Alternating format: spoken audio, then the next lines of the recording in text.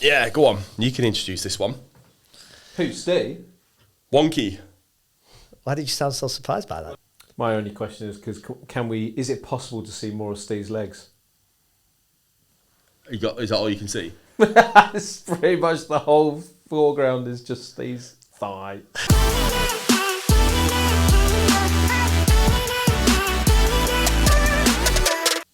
Right, are we good? Yeah. Yeah, we're good, yeah. Right, let's go. Welcome back to another episode of the Slap and Wonk Show. I'm Wonk, this is Slap, and today we're going to talk about pushing in the gym till failure, like progressive overload, making sure that we're training with enough intensity, and then we're just going to kind of spiral from there. Yeah, because that's one thing that lads especially fuck up on. I think it's something a lot of people do. I think a lot of people in the gym tend to just go in there as a tip box exercise.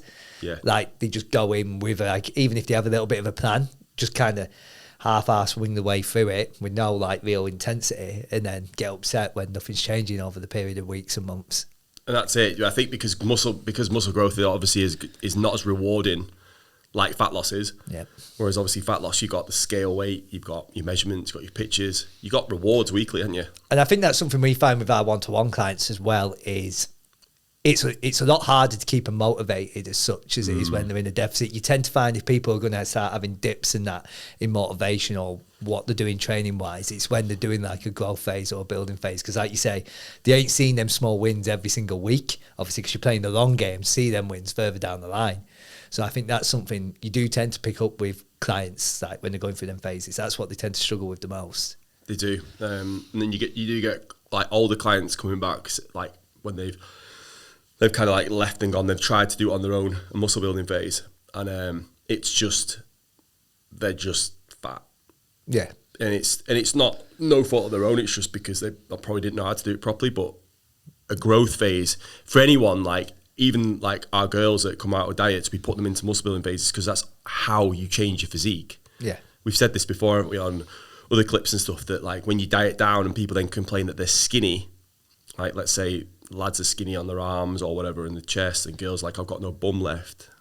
It's because they had no muscle tissue there once they stripped the body fat back. No, and I think you tend to say yes to more things as well. When there's that freedom to say yes to more things. It's that mindset, isn't it, though? So obviously, the idea of when you're going into a building phase or growth phase is it's trying to keep food pretty similar, but you're just kind of having more of it. But then when people tend to say yes to more things, like there's more saying yes to going to nights out, whilst also having that increase in calories through the week as well.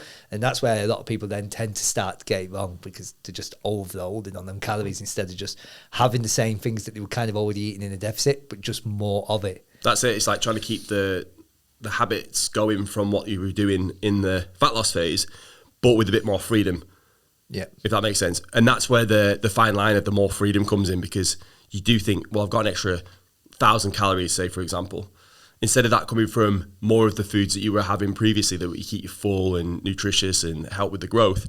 And obviously we allow that like 20% of fun foods, that the stuff that we enjoy. That kind of gets pushed to like 30%, 40%. Yeah. And that's where obviously it's easier to eat processed foods that are nice and tasty, but very, very calorific, that aren't going to do much for you. No, and then you tend to see like the steps will start coming down. They'll stop doing cardio because they think cardio is just good if you're going through a deficit, which it's not. You should just use cardio all the time, even if it is just bringing it down a little bit. And then they stop doing these things, and then that's when the weight shoots up, and that's when they get disheartened, and then that spirals, and then a few months down the line they're back to where they started. Yeah. And then that's where people then start to yo-yo back and forth into these dieting phases. And it's not that kind of like you're not losing motivation. And it's that whole discipline thing as well. Like, yes, there is a certain element of you have to be disciplined. Like, it's like going to the gym in the morning when you don't want to and you had no sleep. You don't want to go. No. But it's setting standards for yourself as well. And that's one of the key things of like trying to introduce that to people, is like, you need to set standards for yourself that you can uphold them all through the year, even when you don't want to, because that's how people with good physiques build them. They hold themselves to those standards. You can call it what you want, discipline, they stay motivated, but it's just that no matter what's happening, they find a way to do it. Yeah, and I say that to a lot of like my clients as well. I say you need to hold yourself to a standard. Set a standard, hold yourself to it, and hold yourself accountable to that. And you will as well. You'll hold them to it as well. Yeah, because once they start dropping them standards, that's where everything else just starts to drop then as well. And I think as well, like pushing in the gym, training wise, like people are guilty for going in and winging it, like, and it's difficult. But even if you go in with a structured plan, you can kind of just turn up and go to the gym. Do you know what I mean? But like, are those reps actually doing anything towards growth? Like the food, if we take away the food element side of things first, training is the most important thing. That stimulus of training is the most important thing to start that growth process. And I think as well, like when we say this to girls as well, like the girls were like, oh, we're gonna build a bit. I think they freak out and think I'm gonna look like Arnie in like 3 months. Yeah, I wish it was that easy. I know. Yeah, I pushed Katie's calories up last week to 2,000, and in the check-in I was like, don't lose your shit. Yeah, it'll be all right. Just enjoy the more food. Yeah. Just eat more of the same. Put it around the performance. Especially with ladies, they do tend to struggle with that mindset shift of bringing them calories up, and I'm like, you'll be fine. And lo and behold, she's been doing it a week, and the way it's doing it exactly as it should be. It's that reversal of the scale weight, though. When you go back to scale weight, it's the reversal of it, seeing it coming. It's slowly trending upwards. Yeah, it's gone up by 0.2. Yeah, it's all right. It freaks them out. Whereas if we can get them over that, we look at the average, we want around 0.5 to 1% a month, not a week. It's kind of like a lot slower. So we keep that body fat down, use the extra food around training to get stronger. If they can get their head around those fluctuations and just be like, this is part of the plan. We're not going to be getting fat and staying there. You are going to put a little bit of body fat on, but it's for the greater good of building some tissue so that when you do diet down next time, you're actually going to reveal a better physique. Yeah. And then it's getting them to do that whilst also making sure they're pushing in the gym. Like you see some people in the gym sometimes like 4 or 5 hours, and I'm like, what are you doing? Like you cannot be training that hard for 4 or 5 hours. Like it does not take that long. No, like recently what I've done with a couple of my lads especially, I've pulled the volume down to 2 sets so that they can actually train a lot harder. And something that like anyone listening to this as well, they can try this. If to know how close to failure you are, i.e. when I mean failure, I mean you can't do another rep. We've lost light. Basically, what you could do is if the rep range is 8 to 10, and let's say you get 8 reps and you stop that set, so you do your 8 reps and you're like, that's done. I imagine someone's come with a Desert Eagle, popped it against my forehead and said, right, Lee, your life depends on this. How many more reps could you get? Oh shit, maybe I could have got like 3 more. Do you know, actually, like you give in everything you've got. And that's what it is. Most people will be leaving a lot more reps in the tank when they stop a set than they actually think. And it's not actually stimulating anything at all. They're just not training hard enough. And if we can take that intensity and ramp it up, you don't need as many sets. You can basically do it in 2 sets. You can do it in less sets more. It's just training harder. That's one of the key things. Yeah, I think we'll do a video on this, can't we? Like we were saying, we could do a video on this of us training in the gym one day and showing people what it's like, especially when we're pushing each other. Like that leg day ruined me last week. Yeah, but you do like 1 rep on legs and you're sore. You did like a leg extension and you're like, oh, feeling it already. I do. I get that instant DOMS from legs. Oh, I do. Yeah. Instant. Like upper body, could train all day, it's fine the next day. Do legs, like do 1 air squat. I'm like, right, I'm crippled. get the wheelchair on, babe. Another badge tick. What do you say to... So when you give someone exercises to isolate a muscle group, so I'm thinking like RDLs, quite commonly you'll give me RDLs to do. And I know it's sort of part stretching, part strength, isn't it, on the hamstrings. But I usually feel it in my back before I feel it on my hamstrings. So how do you sort of motivate people to isolate the muscle groups that you're wanting them to and not...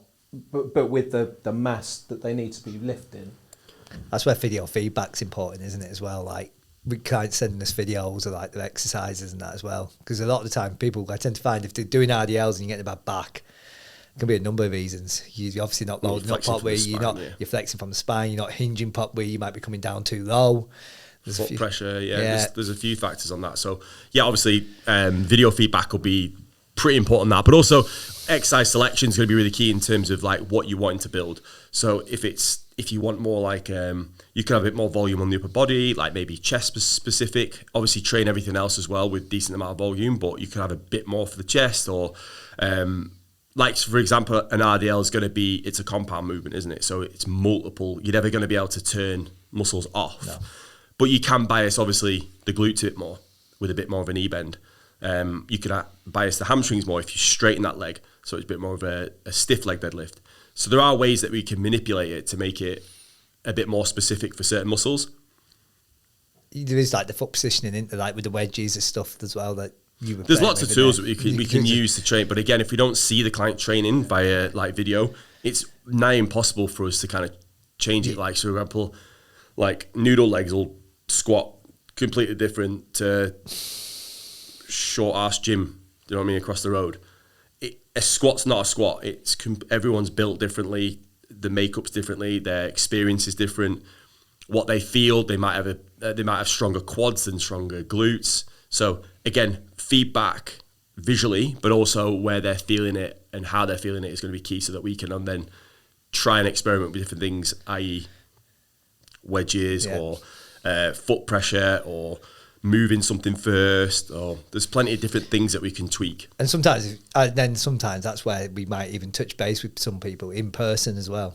You know, and the local clients the local ones, and or if we have obviously a technique workshop that people come and travel to, we can get hands on with people and position them in certain ways, you know, and see if we can get them to feel it in like different aspects. So I think the key takeaways to building muscle correctly is slow and steady, 100% with muscle building. 0.5 to 1% of your body weight a month is a really nice place. Now, obviously, beginners might have a little bit more of an accelerated growth because they get newbie gains. Yeah, we all miss those gains. So they probably could afford to push like maybe 1.5%, but you don't want to be going any faster because you are just going to put fat on. So I would say maybe like an experienced trainer, definitely maybe a little bit slower, just so we can keep the body fat down, because obviously it gets harder to build tissue when you've got quite a lot as well. So take your time with building. That's one of the key things. Take your time. The training aspect is, I think you'd agree, Steve, number one of the pyramid. And track your data on it as well. Track your lifts. Get stronger. Obviously, we'll have to do as much mechanical tension, so like as much tension on that muscle as we can, and taking it as close to failure within a rep or two.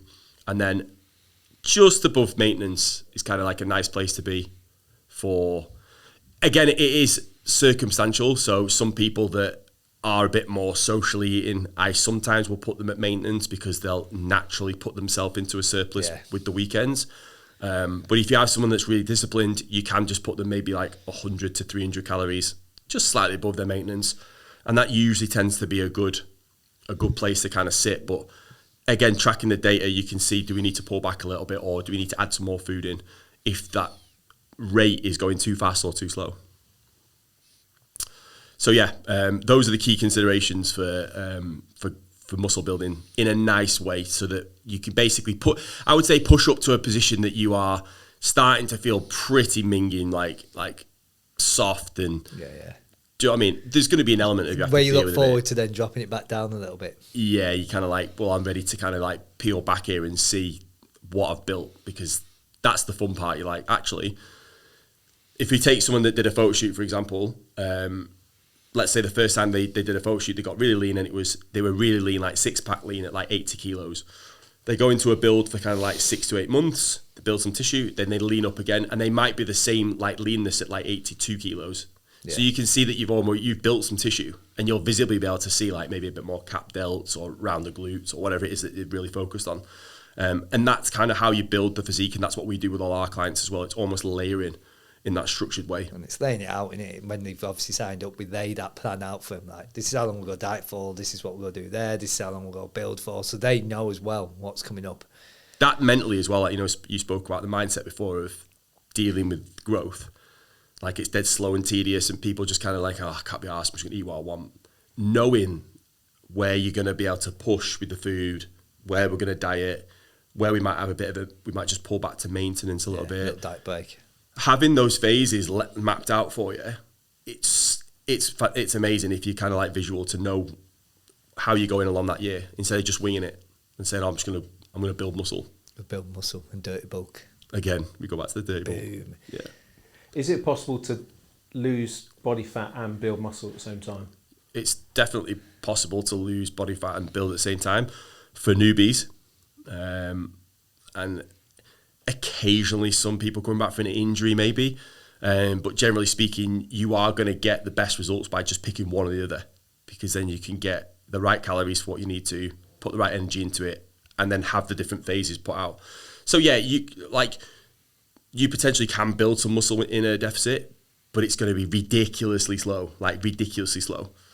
Whereas you might as well focus on a deficit of losing body fat, resistance train, adequate protein, sleep, hold on to the muscle tissue that you've got.